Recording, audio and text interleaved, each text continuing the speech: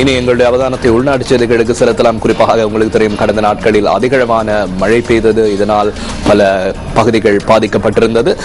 இந்த நிலை எதிர்காலத்திலும் தொடரலாம் என தெரிவிக்கப்படுகிறது. அதே போல அதிகளவானோர் பாதிக்கப்பட்டு இருக்கின்றார்கள். குறிப்பாக மேல் மாகாணத்தை பொறுத்தவரையிலே பல பாடசாலைகள் உங்களுக்கு தெரியும் மூடப்பட்டிருந்தது. தற்போது அந்த பாடசாலைகளை மீள ஆரம்பிப்பதற்கான நடவடிக்கைகள் எடுக்கப்பட்டுள்ளதாக மேல் மாகாண சபை அதிகாரிகள் தெரிவித்திருக்கிறார்கள்.